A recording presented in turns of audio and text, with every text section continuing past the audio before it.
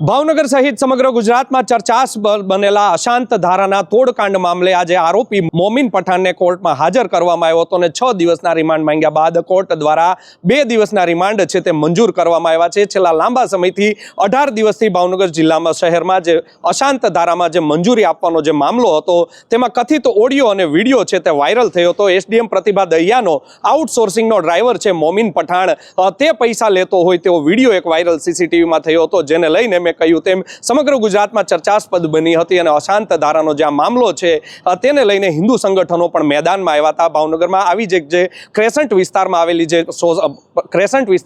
જે એક મિલકત છે કૃષ્ણકુંજ નામનો જે બંગલો છે તેને વેચવા માટે મંજૂરી માંગવામાં આવી હતી ને તેનો ઓડિયો અને એક વિડીયો છે તે વાયરલ થયો હતો।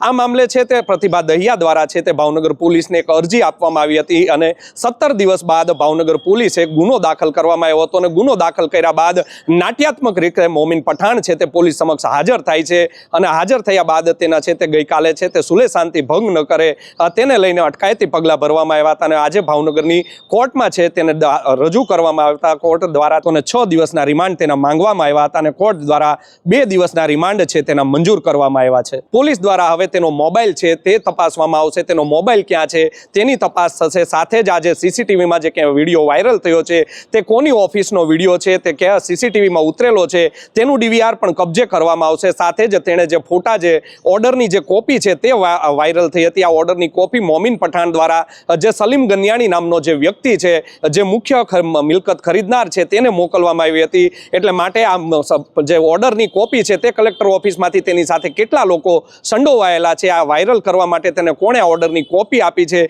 જેવા અનેક મુદ્દાઓને લઈને છે તેના રિમાન્ડ માંગવામાં આવ્યા હતા। 6 દિવસના રિમાન્ડ માંગ્યા બાદ 2 દિવસના રિમાન્ડ હવે મંજૂર કરી દેવામાં આવ્યા છે। કહી શકાય કે કલેક્ટર ઓફિસના સ્ટાફ માટે અને પ્રતિભા દહિયાની મુશ્કેલીમાં હવે ચોક્કસથી વધારો થઈ શકે છે। કલેક્ટર જે એસડીએમ હતા પ્રતિભા દહિયા તેમની કેડર ચેન્જની અરજી છે તે માન્ય કરી દેવામાં આવી છે અને હાલમાં તેઓ છે તે રાજસ્થાન ખાતે ફરજ બજાવી રહ્યા છે। જોવું રહ્યું કે નીલમબાગ પોલીસ છે તે રાજસ્થાન સુધી ધક્કા ખાશે કે પછી પ્રતિભા દહિયાને ભાવનગર સુધી ધક્કા ખવડાવે છે કે પછી ઘીના ઠામમાં ઘી પડી જશે તે તો હવે આવનારો સમય જ કહેશે। પરંતુ એક વાત ચોક્કસ છે કે આજે મોમીન પઠાણ છે જો તેનો મોબાઈલ છે પોલીસને કબજે હાથ લાગશે તો અનેક અધિકારીઓના પગ નીચે એનો રેલો છે તેમ પહોંચે એમ છે। પરંતુ અમારું સૂત્રોનું જો માનવામાં આવે તો ગઈકાલે કલેક્ટર ઓફિસનો જે સ્ટાફ છે તે નીલમબાગ પોલીસ સ્ટેશન ખાતે પહોંચ્યો હતો અને તેનો ઓરિજિનલ મોબાઈલના બદલે તેનો ડુપ્લિકેટ એક મોબાઈલ છે તે જમા કરાવી દેવો તેવી પણ ગોઠવણ કરવામાં આવી છે તેવું અમારા સૂત્રો કહી રહ્યા છે। તો પોલીસે તે પણ તપાસ કરવી જોશે કે 17 તારીખ સુધી મોમીન પઠાણનું જે સિમ કાર્ડ છે તે કયા મોબાઈલના IMEI નંબરમાં સામેલ હતું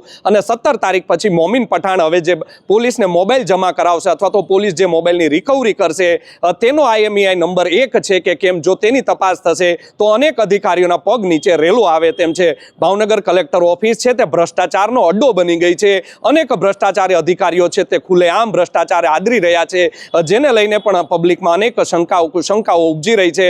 કલેક્ટર ડોક્ટર મનીષકુમાર બંસલ છે તે માત્ર તપાસના નાટક કરી રહ્યા છે અને અહીંયા તેની ઓફિસમાં તેના જ કર્મચારીઓ છે તેના નાક નીચે કરોડો રૂપિયાનો કૌભાંડ કરી જાય છે તેવી લોકમુખે અત્યારે ચર્ચા ચાલી રહી છે। રાજ્ય સરકારે પણ સંજ્ઞાન લેવું પડશે કે ભાવનગરની કલેક્ટર ઓફિસમાં આ શું ચાલી રહ્યું છે, શું ભાવનગર કલેક્ટર છે તેના તાબામાં આવા ગોરખ ધંધા ચાલે છે કે નથી ચાલતા કે માત્ર આક્ષેપો જ છે।